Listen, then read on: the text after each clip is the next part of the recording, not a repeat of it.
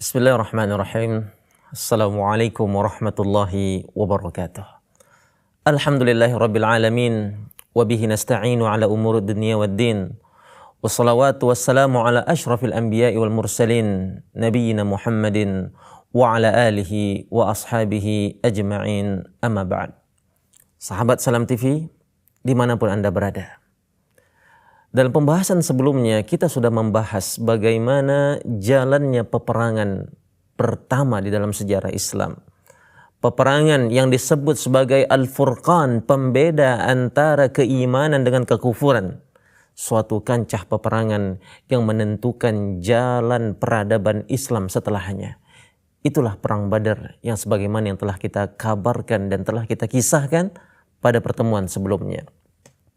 Maka pada edisi kali ini kita akan memetik pelajaran dan hikmah dari Perang Badar ini agar kiranya kisah yang telah disampaikan bukan hanya sebagai bunga tidur atau sebagai cerita yang tidak menghasilkan pelajaran di dalamnya. Yang kita inginkan bersama bagaimana dalam peperangan Badar ini memberikan satu arti dan makna di dalam keimanan kita kepada Allah Subhanahu wa taala. Maka dari itu hikmah yang pertama yang kita petik dalam peperangan ini, dalam Ghazwatul Badar, adalah sidqut tawakkul. Jujurnya rasa tawakal kepada Allah Subhanahu wa taala. Kejujuran di dalam bertawakal menjadi salah satu di antara sebab kemenangan seorang muslim. Wa man yatawakkal 'ala Allahi fahuwa hasbuh. Barang siapa bertawakal kepada Allah, maka Allah akan mencukupinya. Dalam hal ini Rasulullah telah mengambil sebab-sebab untuk mendapatkan kemenangan. Di tengah kondisi yang sangat krisis dan kritis pada saat itu, di mana pasukan kaum muslimin hanya berjumlah 300-an orang, sementara orang-orang musyrik dari Makkah membawa pasukan 1.000 orang. Dari segi jumlah kaum muslimin kalah, dan dari segi perlengkapan senjata kaum muslimin kalah. Akan tetapi kancah peperangan ini bukan hanya soal jumlah yang banyak ataupun peralatan dan perlengkapan yang memadai. Akan tetapi peperangan di dalam Islam, perjuangan dan jihad di dalam Islam lebih memilih suatu sarana yang lebih dari itu semuanya, yaitu sidqut tawakal kepada Allah, jujurnya rasa tawakal kepada Allah. Memang persenjataan menjadi salah satu sarana kemenangan. Memang dari segi jumlah boleh jadi menjadi sebab-sebab kemenangan. Akan tapi sebab utama kemenangan adalah pertolongan dari Allah Subhanahu wa taala. Maka dari itu Rasulullah sallallahu alaihi wasallam di awal peperangan memberikan tazkiyatun nufus, pensucian jiwa kepada sahabat-sahabat Nabi untuk menjaga ketaatan mereka kepada Allah. Untuk senantiasa tidak berharap kecuali kepada Allah dan meyakini wa man nasru illa min indillah. Kemenangan hanyalah milik Allah Subhanahu wa taala. Dan para sahabat menanamkan hal itu dalam hati sanubari mereka.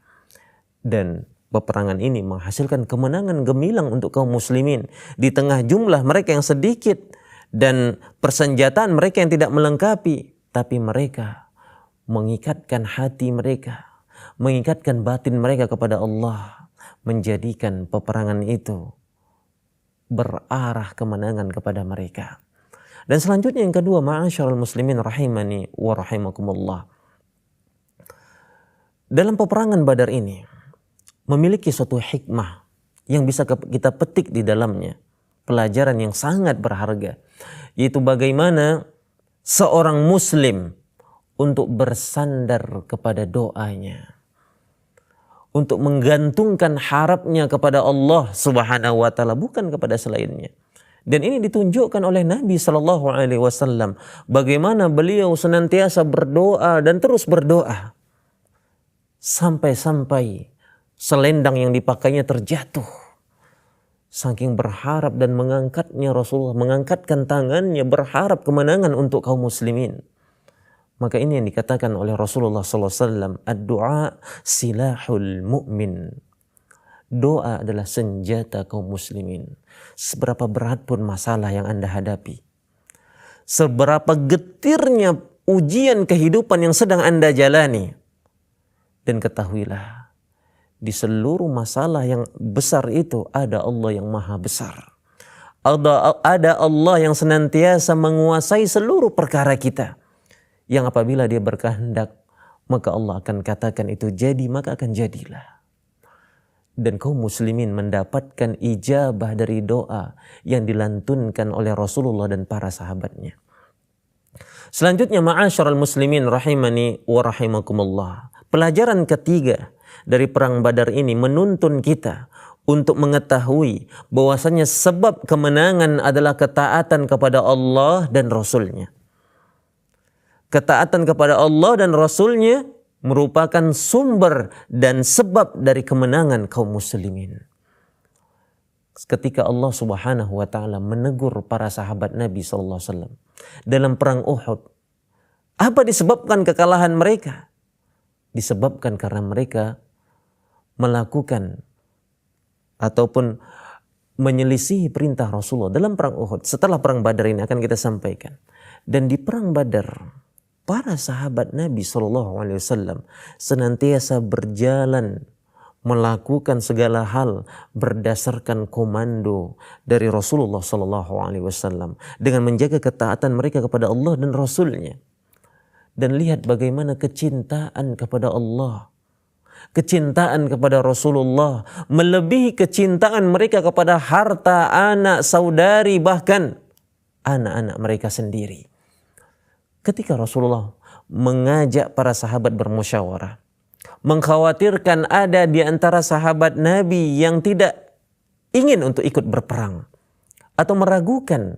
Di awal peperangan Rasulullah meragukan apakah sahabat-sahabat Ansar yang dari Madinah mau untuk memerangi orang-orang kufar, sementara itu bukan bagian dari baiat mereka, sumpah setia mereka. Bahwasanya kewajiban mereka membela Rasulullah di tanah mereka. Dan ketika Rasulullah meminta pendapat mereka, lihat bagaimana jawaban mereka. Di antara mereka ada yang mengatakan, "Idhhab anta wa rabbuka faqatila inna ma'akuma muqatilun." Wahai Rasulullah, pergilah engkau berperang. Sesungguhnya kami tidak akan mengatakan sebagaimana apa yang dikatakan orang Yahudi kepada Nabi Musa. Pergilah engkau wahai Musa dan Tuhanmu, sementara kami di sini duduk menunggu. Akan tetapi akan kami katakan, "Idhhab anta wa rabbuka faqatila inna ma'akuma muqatilun." Pergilah engkau ya Rasulullah bersama Rabbmu dan berperanglah siapapun musuh yang akan kalian hadapi. Sesungguhnya kami bersama kalian berdua berperang membersamai kalian. Dan inilah kecintaan para sahabat Nabi SAW melebihi dari cinta mereka terhadap diri, terhadap harta, anak, dan apa yang mereka miliki. Dan di antara pelajaran yang kita petik dari perang Badar ini adalah bagaimana Nabi SAW memiliki kepercayaan kepada janji Allah Subhanahu wa taala. Memiliki keyakinan yang kuat Allah akan menepati janjinya. Walaupun di tengah kondisi yang dilihat Nabi sedikitnya jumlah pasukannya dan tidak lengkapnya persenjataan mereka, tapi Allah menjanjikan kemenangan untuk Rasulullah. Dan sama sekali Rasulullah SAW meyakini Allah tidak akan menyelisihi janjinya. Innahu may yattaqi wa yasbir fa innallaha la yudhi'u ajral muhsinin. Barang siapa yang bertakwa dan bersabar, Allah tidak akan menyia-nyiakan pahala mereka. Wa man nasru illa min indillah. Tidak ada kemenangan kecuali dari Allah. Dan Allah menjanjikan kemenangan untuk kaum muslimin. Dan Rasulullah SAW dalam peperangan ini begitu sangat memegang apa yang Allah janjikan ini. Ketika Allah menjanjikan, maka janji Allah itu benar. Ketika Allah menjanjikan ketenangan, kemenangan, dan keberhasilan terhadap orang-orang yang menjaga ketaatan kepada Allah, maka Rasulullah berhusnudzon kepada Allah Subhanahu wa taala. Senantiasa Rasulullah sallallahu alaihi wasallam bersikap optimistis. Di antara manusia ada yang menganggap satu janji yang diberikan Allah dan Rasulnya adalah omong kosong belaka. Tatkala dia melihat realita kehidupan yang tidak sesuai dengan apa yang dijanjikan, mulai dia menyalahkan takdir, mulai dia beranggapan syariat adalah omong kosong belaka, mulai dia beranggapan sikap pesimis dan tidak yakin kemenangan akan muncul, dan lain sebagainya. Maka dari itu, ma'asyiral muslimin rahimani wa rahimakumullah, sikap kepercayaan diri dan sikap bagaimana kita meyakini janji Allah itu pasti mendatangkan satu kemaslahatan yang besar, dan salah satu diantaranya kemenangan pun akan didapatkan. Selanjutnya, ma'asyiral muslimin, hikmah yang bisa kita petik dalam perang Badar ini adalah bagaimana Rasulullah Sallallahu Alaihi Wasallam adalah seseorang yang sangat menjaga budi, sangat menghargai setiap kebaikan yang diberikan oleh orang lain walaupun dia seorang musyrik. Salah satu sikap yang diambil Rasulullah Sallallahu Alaihi Wasallam yaitu tatkala beliau mengecualikan orang-orang dalam peperangan. Apabila kalian bertemu dengan fulan dari orang musyrik, maka jangan kalian bunuh mereka. Di sini Rasulullah mengecualikan salah seorang di antara orang musyrik. Di antaranya adalah Abu Bakhtari. Beliau adalah sosok seorang penggagas dan yang mengusulkan untuk dihancurkan, dibatalkannya pemboikotan kepada Bani Hashim. Abu Bakhtari salah satu sosok yang membatalkan pemboikotan selama 3 tahun lamanya, di mana Bani Hashim diboikot, tidak boleh berniaga kepada mereka, tidak boleh bermuamalah kepada mereka, tidak boleh berjual beli kepada mereka. Hiduplah Bani Hashim dalam keadaan yang sangat memprihatinkan, dikucilkan dalam pergaulan masyarakat, tidak diperkenankan untuk membeli barang-barang kebutuhan pokok mereka. Setiap mereka menjual tidak ada yang membeli, ketika mereka ingin membeli tidak ada yang menjual, diboikot 100%. Dan salah satu di antara sosok yang menjadi penantang dari keputusan Quraisy itu adalah Abu Bakhtari.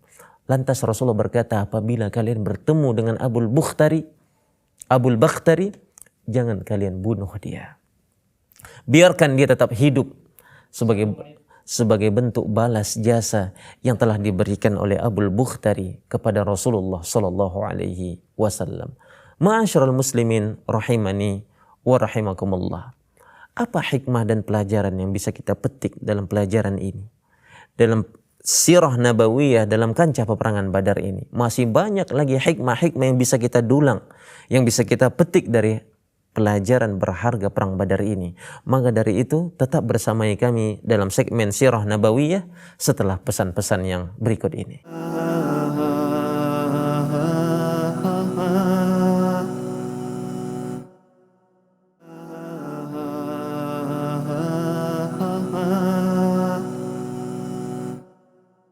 Bismillahirrahmanirrahim. Alhamdulillah wassalatu wassalamu ala Rasulillah alladzi la nabiyya ba'da, amma ba'd. Ma'asyiral muslimin rahimani wa rahimakumullah. Sebagaimana yang kita katakan sebelumnya, pelajaran dan hikmah yang kita petik dalam sirah nabawiyah dalam kancah perang Badar ini adalah bagaimana kita menjaga al-wafa, sikap setia kepada orang-orang yang telah berbuat baik kepada kita. Dan ini ditunjukkan oleh Nabi Sallallahu Alaihi Wasallam dengan mengkhususkan Abu Bakhtari dan beberapa orang dari kalangan musyrik yang sebelumnya memiliki jasa kepada kaum muslimin.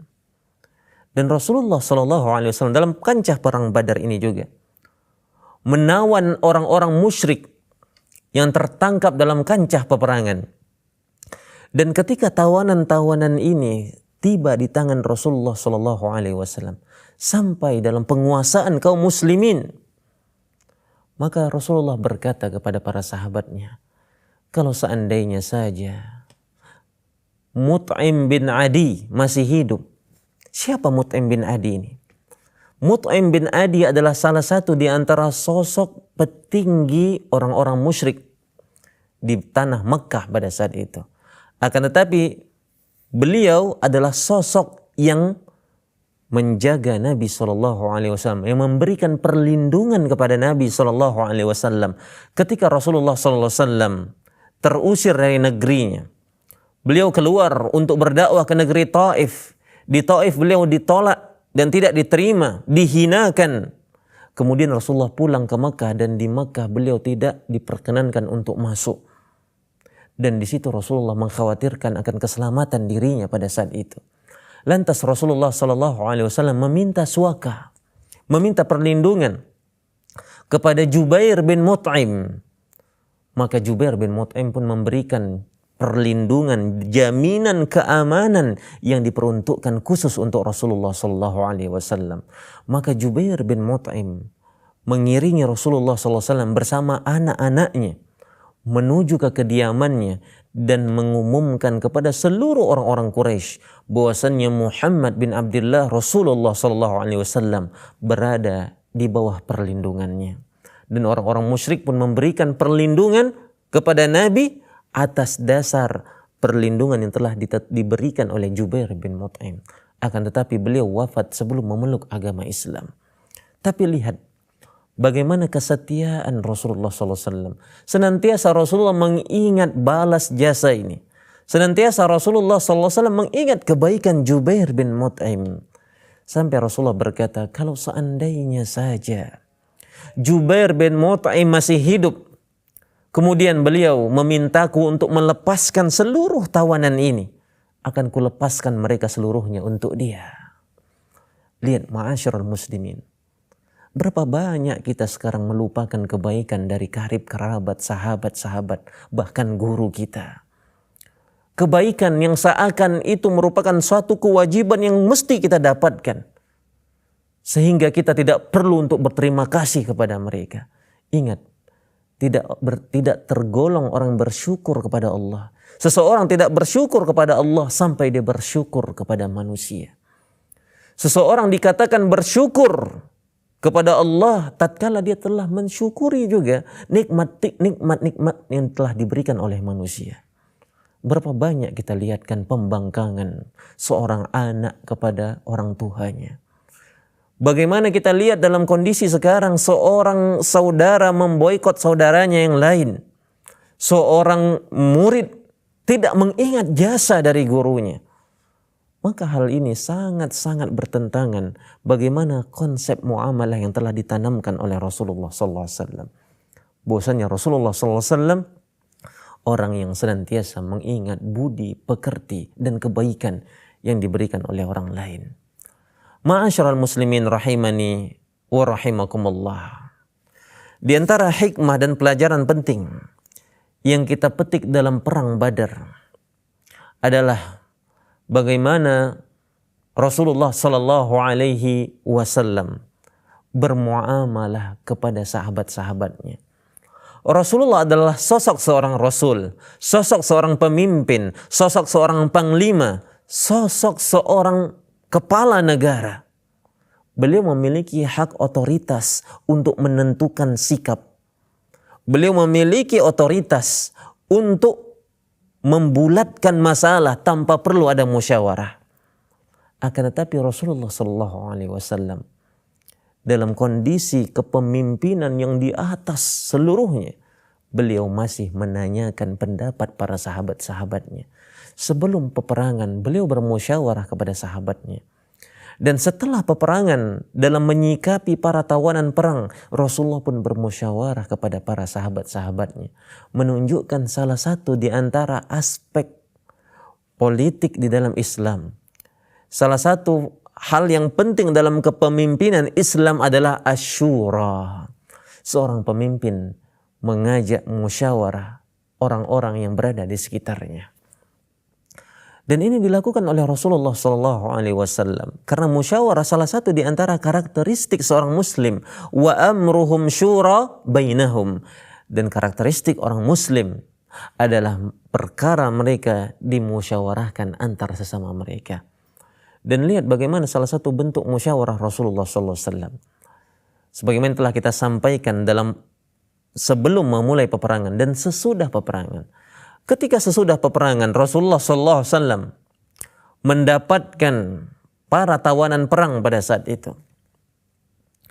Dan Rasulullah SAW sebagai seorang pemimpin memiliki hak prerogatif untuk menentukan apa yang harusnya dilakukan untuk para tawanan ini. Salah satu di antara tiga aspek, salah satu di antara tiga hal.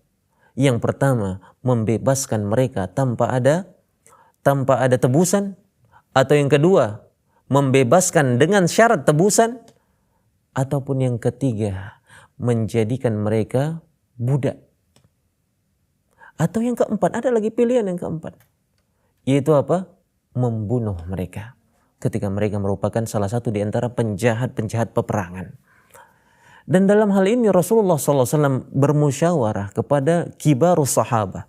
Kepada sahabat-sahabat senior. Abu Bakar, Umar dan lainnya. Tibalah pendapat itu berkutat kepada dua hal saja, dua pendapat saja. Membebaskan mereka dengan tebusan atau membunuh mereka. Dan pada saat itu Rasulullah mengajak musyawarah Abu Bakar As-Siddiq. Lantas Abu Bakar memilih pendapat untuk meminta tebusan kepada orang-orang yang tertawan ini. Agar kiranya harta yang didapatkan menjadi satu kas dari pembendaharaan yang ada di negeri kaum muslimin saat itu di Madinah, untuk mereka bisa mempersiapkan pasukan militer yang tangguh dan kokoh dengan memanfaatkan harta-harta tebusan tersebut. Sementara Umar bin Khattab pada saat itu memiliki pendapat yang berbeda. Ketika Rasulullah bertanya pendapat Umar terhadap tawanan perang Badar, beliau katakan, aku memiliki pendapat ya Rasulullah, agar kiranya setiap tawanan dieksekusi mati, agar jangan sampai mereka membangun kekuatan yang baru, agar kiranya orang-orang musyrik melihat bagaimana kesungguhan kita di dalam peperangan. Dan aku usulkan setiap orang dari tawanan ini dieksekusi oleh keluarganya sendiri. Maka pada saat itu Rasulullah SAW memilih pendapat Abu Bakar As-Siddiq. Karena pendapat ini sangat, menurut Rasulullah SAW, lebih pro kepada kepentingan kaum muslimin pada saat itu.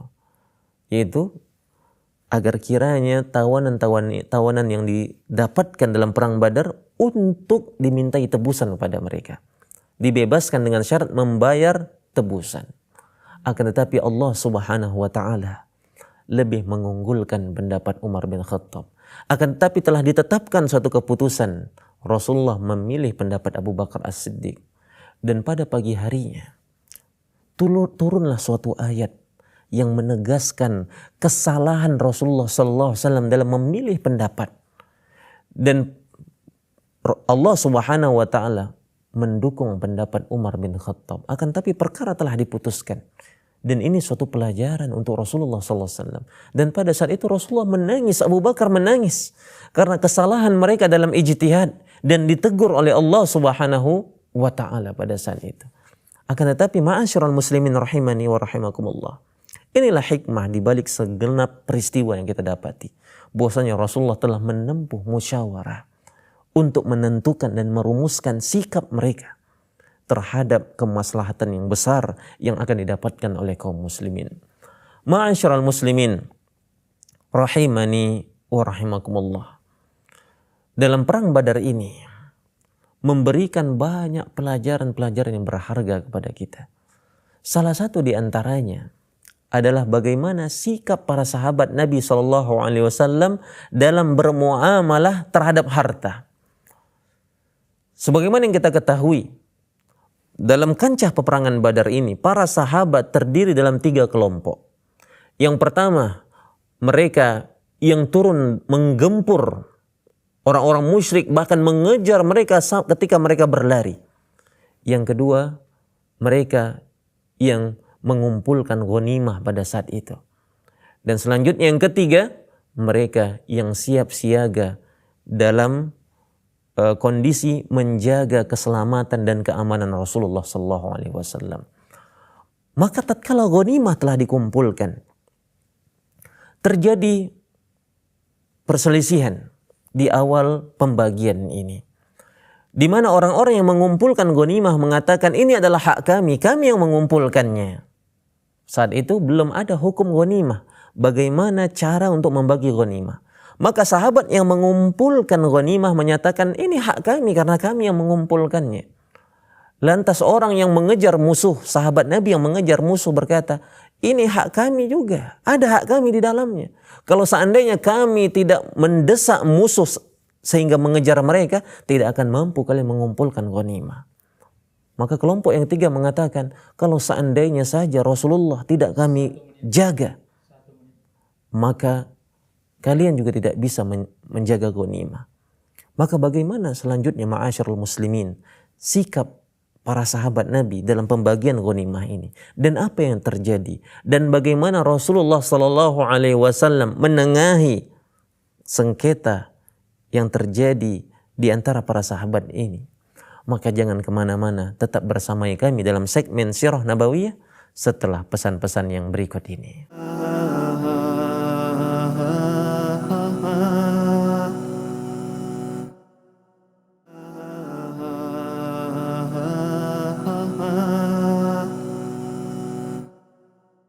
Bismillahirrahmanirrahim. Alhamdulillah wassalatu wassalamu ala Rasulillah alladzi la nabiyya ba'da amma ba'd. Ma'asyiral muslimin rahimani wa rahimakumullah. Ketika para sahabat Nabi sallallahu alaihi wasallam mendapatkan ghanimah dalam perang Badar ini dan terjadi perselisihan di antara mereka, siapa yang paling berhak dalam hak ghanimah ini? Lantas pada saat itu Allah Subhanahu wa taala menurunkan suatu ayat di dalam Al-Qur'an dalam surat Al-Anfal. Allah katakan, yas'alunaka 'anil anfal. Qulil anfalu lillahi war rasul fattaqullaha wa aslihu dzata bainikum wa ati'ullaha wa rasulahu in kuntum mu'minin. Dalam ayat ini pembukaan awal dari surah Al-Anfal. Maka dari surah Al-Anfal kita ketahui Al-Anfal adalah harta rampasan perang. Allah Subhanahu wa taala maha bijak dalam menengahi konflik di antara para sahabat Nabi ini. Ketika mereka berselisih ini, Allah Subhanahu wa taala sangat bisa untuk menyatakan hak itu sekian. Sekian persen untuk kaum muslimin, sekian persen untuk Allah bisa membagi di awal ayat ini. Tapi di awal ayat ini Allah Subhanahu wa taala menegaskan yas'alunaka 'anil anfal. Ketika mereka berselisih dan meminta kepada Rasulullah SAW untuk menyelesaikan masalah mereka, Allah katakan, yas'alunaka 'anil anfal. Mereka bertanya kepadamu wahai Muhammad tentang harta rampasan, terkait dengan harta ghanimah, harta rampasan perang. Qulil anfalu lillahi war rasul. Katakanlah hak untuk mengelola harta tersebut adalah hak Allah dan Rasulnya. Maka putuslah masalah. Ketika kita mengetahui kita tidak memiliki hak sama sekali dari harta tersebut, maka secara totalitas mereka akan menyerahkan urusan mereka kepada Allah dan Rasulnya. Dan ayat ini menegaskan mereka tidak memiliki hak sama sekali dalam hal ini. Karena itu adalah hak Allah dan hak Rasul. Maka dengarkanlah bagaimana pembagian yang diberikan oleh Allah dan Rasulnya. Fattaqullaha wa aslihu dzata bainikum. Bertakwalah kalian kepada Allah dan perbaikilah hubungan di antara kalian. Seakan Allah Subhanahu wa taala memberikan satu isyarat kepada kita. Berapa banyak terjadi persengketaan, berapa banyak terjadi pemboikotan antara kerabat, keluarga, saudara, pertemanan dan lain sebagainya. Berapa banyak hubungan menjadi retak disebabkan karena harta. Disebabkan karena perebutan harta, rasa iri, rasa dengki, rasa hasad terhadap harta yang didapatkan oleh saudaranya. Dan ini berpotensi terjadi kepada siapapun kapanpun dan dimanapun, hatta kepada sahabat Nabi SAW. Maka Allah tegaskan, fattaqullaha wa aslihu dzata bainikum, bertakwalah kalian kepada Allah dan perbaikilah hubungan antar sesama kalian. Dan bertakwalah kalau kalian benar-benar orang yang beriman. Mendengar ayat yang pertama ini, harta yang mereka pegang mereka lepas. Menangis para sahabat Nabi SAW karena mereka masih bersyukur bahwasanya mereka masih dinamakan seorang yang beriman oleh Allah Subhanahu wa taala. Maka setelah itu, ketika hati mereka telah terbuka, segala belenggu harta telah berhasil mereka campakkan, bahwasannya ketakwaan kepada Allah dan Rasul-Nya dan menjaga hubungan baik antar saudara itu lebih diprioritaskan daripada perebutan harta tersebut. Terbukalah hati para sahabat Nabi SAW. Ini menunjukkan, ma'asyiral muslimin, bahwasanya sahabat Nabi SAW adalah orang-orang yang memiliki rasa dan fitrah terhadap harta. Bahwasanya mereka terlahir juga mencintai apa yang kita cintai dari harta benda. Akan tetapi lihat, ketika datang ayat yang menegur mereka, ketika datang ayat yang menegaskan kesalahan sikap mereka, lantas mereka langsung rujuk. Mereka buru-buru untuk kembali kepada Allah dan Rasul-Nya. Inilah keistimewaan para sahabat Nabi SAW. Mereka istimewa bukan hanya karena mereka adalah sahabat Nabi SAW. Mereka bukan istimewa bukan hanya karena Al-Quran turun di masa mereka. Akan tetapi mereka menjadi teristimewa tatkala mereka bersalah, mereka cepat kembali kepada Allah. Ketika hati mereka begitu sangat bersih. Dalam artian ketika mereka melakukan satu kesalahan dan terdapat nasihat dari Allah dan Rasul-Nya, mereka cepat kembali. Dan inilah kebahagiaan seorang mukmin. Apabila dia diberi, dia bersyukur. Apabila dia diuji, dia bersabar. Dan apabila dia bermaksiat, dia buru-buru untuk beristighfar dan kembali kepada Allah Subhanahu wa taala. Dan terlepaslah kaum muslimin dari persengketaan internal mereka pada saat itu. Dan kemudian ma'asyiral muslimin rahimani wa rahimakumullah. Dalam kancah peperangan ini Rasulullah sallallahu alaihi wasallam mendapatkan kemenangan yang sangat gemilang, menjadi satu tonggak awal dari peradaban Islam untuk menyebar ke seantero Arab. Dan pada saat itu mulailah kaum muslimin mendapatkan suatu perhatian khusus dari seluruh warga-warga dan masyarakat yang berada di Jazirah Arab. Keberadaan mereka mulai ditakuti pada saat itu. Dan eksistensi mereka mulai disegani di percaturan politik yang ada pada saat itu. Kembalilah Rasulullah SAW. Dan pada saat itu masyarakat menyambut dengan sukacita kedatangan Nabi SAW dan kaum muslimin mempersiapkan diri untuk menuju jihad-jihad yang berikutnya. Maka dari itu ma'asyiral muslimin rahimani wa rahimakumullah, dalam perang Badar ini juga ada satu hikmah yang begitu sangat mendalam. Bagaimana para sahabat Nabi SAW dalam kancah jihad sama sekali rasa terkait dengan persaudaraan dan rasa kecintaan fitrah terhadap anak kepada ayahnya tidak lebih unggul daripada kecintaan mereka kepada Allah dan Rasul-Nya. Sampai Allah Subhanahu wa taala mengabadikan suatu momen bagaimana para sahabat Nabi SAW dalam kancah peperangan ini berhadapan dengan ayahnya, berhadapan dengan anaknya, berhadapan dengan pamannya, karib dan kerabatnya pada saat itu. Akan tetapi mereka tidak mundur dalam peperangan. Dan mereka tidak ragu untuk menghunuskan pedangnya dalam kancah peperangan. Karena apa? Karena keluarga mereka pada saat itu berada di barisan musuh yang memerangi Rasulullah SAW. Maka terletak satu hikmah peristiwa yang begitu sangat agung di sini. Bagaimana Abu Ubaidah bin Jarrah berhadapan dengan ayahnya 1 lawan 1 dalam kancah peperangan dan bersimbah berdarah. tebasan pedang dari Abu Ubaidah menyebabkan ayahnya gugur dalam peperangan itu, tewas dengan pedangnya sendiri. Apakah dia anak durhaka? Tidak. Dia adalah anak yang berbakti kepada orang tuanya. Akan tetapi ini adalah kancah peperangan. Tatkala ayahnya berada di barisan musuh, maka tidak boleh ada keraguan di hatinya terhadap kekufuran dan pembangkangan dari ayahnya ini. Dan pada saat itu Abu Ubaidah memenangkan duel dengan ayahnya.